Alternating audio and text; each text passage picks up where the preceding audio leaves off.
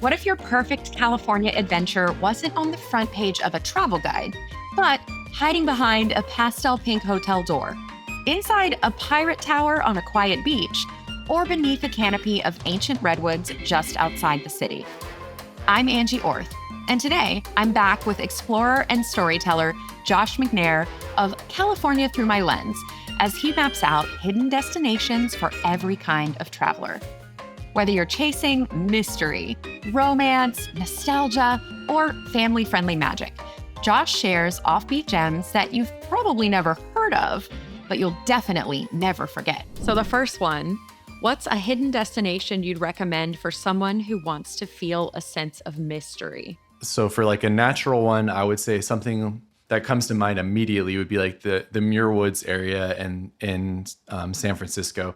There's just something special about, especially if you can go there when there's less crowds, just going there and walking among the trees. It's really close to the city, so it doesn't take you having to go all the way to Sequoia or something to experience it. And just the sense of beauty you get from being under big trees and feeling the kind of the peace of the forest, I would say that's definitely that. In terms of on the complete other side end of the spectrum, the mystery spot in Santa Cruz is really fun, to get that kind of like silly, more hokey type mystery. But I mean, I love that just as much as I love being under big trees. So whatever direction you want to go, about an hour from San Francisco, you can see either one of those.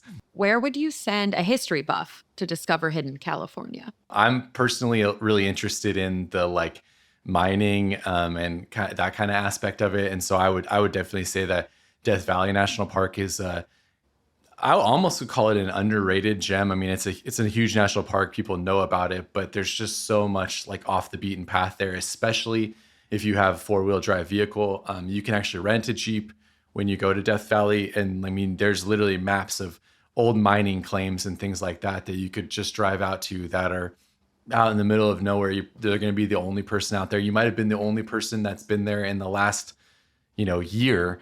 And to see those types of things and kind of experience like the mining history of California, I don't know, that's something that I'm really interested in. But that's obviously one that's a lot more of an adventure that you have to do to get out there.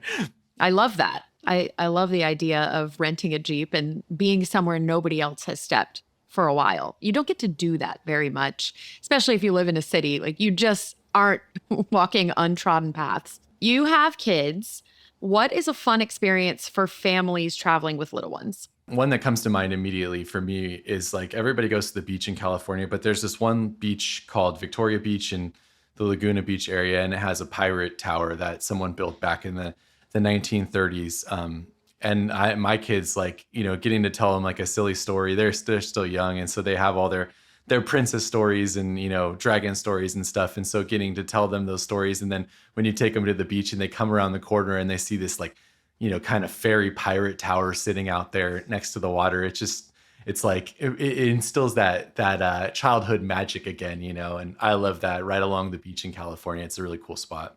So how about a romantic hidden California destination? The first thing that comes to mind, I mean, is the romance is a quote unquote, depending on how you feel about hidden destinations. But there's this place in San Luis Obispo that's called the Madonna Inn. So it's a hotel up there, and they have every single room is different. So like you can literally get rooms with like a rock wall shower you can get rooms that are rainbow pastel colors. It's got just this crazy dining area that's all pink and has these cakes that are like this big, and so I love, my wife and I have always thought that that's a fun spot to go to, going up there and getting some crazy room and having the cool dining area, and then that area is just a fun spot. San Luis Obispo is just a fun spot to explore with beaches and cool shops and stuff too. So I mean, I love that area, and I don't feel like a lot of people really go up there as much.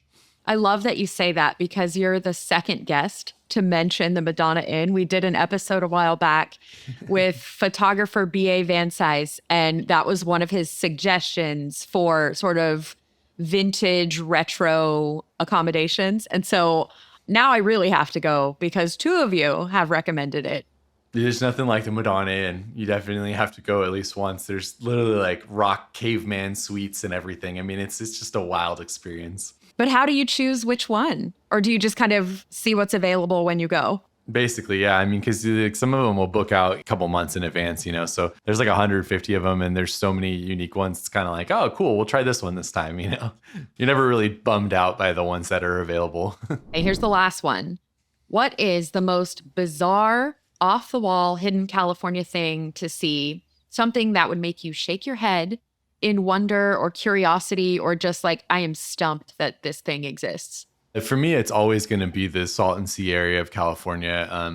That's about 3 hours outside of LA, kind of down on the way to Arizona.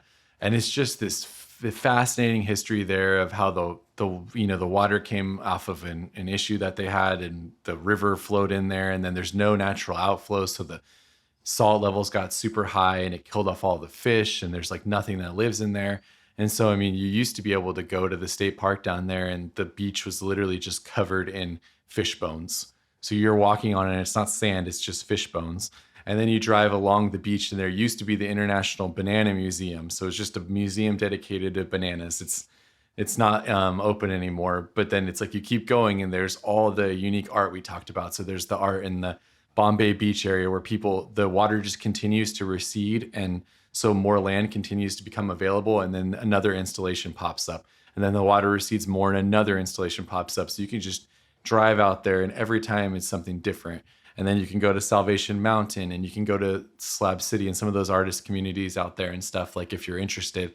But that area, I mean, every time I go out there, it's different, and it's just you never know what you're going to get out there. So it's definitely a wild day trip from the Los Angeles area for sure. Josh McNair, thank you for joining us. And thank you to our listeners for being with us. If you're planning a trip, be sure to connect with a AAA travel advisor. Check out AAA.com/travel or visit your local branch. This podcast is a production of Auto Club Enterprises. If you enjoyed it, please subscribe and leave us a review. I'm Angie Orth. Thank you for traveling with AAA.